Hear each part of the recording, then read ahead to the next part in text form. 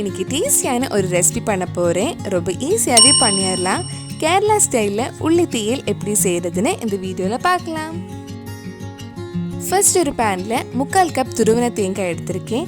தேங்காய் நல்ல பொன்னிறம் ஆகிற வரைக்கும் வறுக்கலாம்.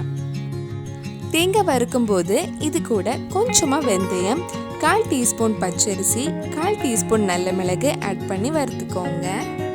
நம்ம சேனலில் இதுக்கு முன்னாடி காய்கறி தீயல், முட்டை தீயல் பண்ணியிருந்தேன். நீங்கள் இன்னும் அந்த வீடியோ பார்க்கலன்னா அதோட லிங்க் டிஸ்கிரிப்ஷனில் இருக்குது. மறக்காமல் அந்த ரெசிபியும் போய் பாருங்கள்.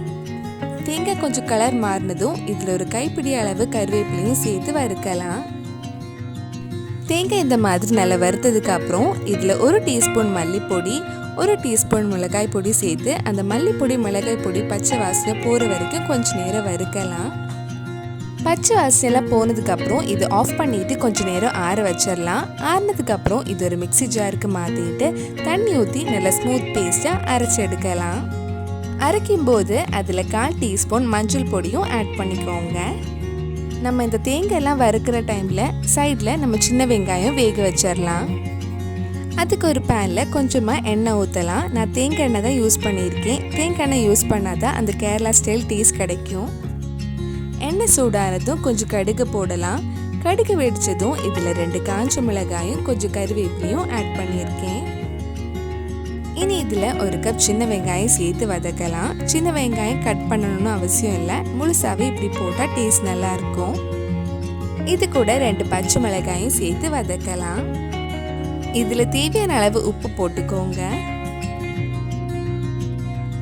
நான் கொஞ்சம் புளி தண்ணியில் ஊற வச்சுருந்தேன். சின்ன வெங்காயம் கொஞ்சம் நேரம் வதங்கினதும் இதில் தேவையான அளவு உப்பும் புளி தண்ணியும் ஊற்றி கொஞ்சம் மிக்ஸ் பண்ணதுக்கப்புறம் மூடி வச்சு வேக வைக்கலாம். சின்ன வெங்காயம் நல்லா வெந்து வதங்கி இருக்கு. இனி இதில் நம்ம அரைச்சி வச்சிருந்த தேங்காய் பீஸ் ஆட் பண்ணலாம். உங்களுக்கு குழம்பு எந்த கன்சிஸ்டன்சி வேணுமோ அதுக்கு ஏற்ற மாதிரி கொஞ்சம் தண்ணி ஆட் பண்ணிக்கோங்க. இது கொஞ்ச நேரம் நல்லா கொதிச்சதுக்கு அப்புறம் ஆஃப் பண்ணா நம்ம சுவையான உள்ளி தீயல் ரெடி ஆயிடுச்சு. அவ்வளவுதான், உள்ளி தீயல் சூப்பராக ரெடி ஆயிருக்கு. இது பண்ணுறதுக்கு ரொம்ப டைம் ஆகாது. ரொம்ப சிம்பிளாக ஈஸியாகவே பண்ணிடலாம். கண்டிப்பாக நீங்களும் இந்த ரெசிபி உங்கள் வீட்டில் செஞ்சு பாருங்கள். பிடிச்சிருந்தா இந்த வீடியோவை லைக் பண்ணுங்கள், உங்கள் ஃப்ரெண்ட்ஸ் அண்ட் ஃபேமிலிக்கு ஷேர் பண்ணுங்கள். வேறு நல்லா குக் வித் கோமாளி ரெசிபி நம்ம சேனலில் ட்ரை பண்ணலான்னு கீழே கமெண்ட் பாக்ஸில் சொல்லுங்கள். நீங்கள் இன்னும் என்னோடய சேனலை சப்ஸ்கிரைப் பண்ணலைன்னா மறக்காமல் சேனலையும் சப்ஸ்கிரைப் பண்ணுங்கள். கூடவே அந்த பெல் ஐக்கனை ப்ரெஸ் பண்ணால் நான் புது வீடியோ போட்ட உடனே உங்கள் ஃபோனுக்கு நோட்டிஃபிகேஷன் வந்துடும்.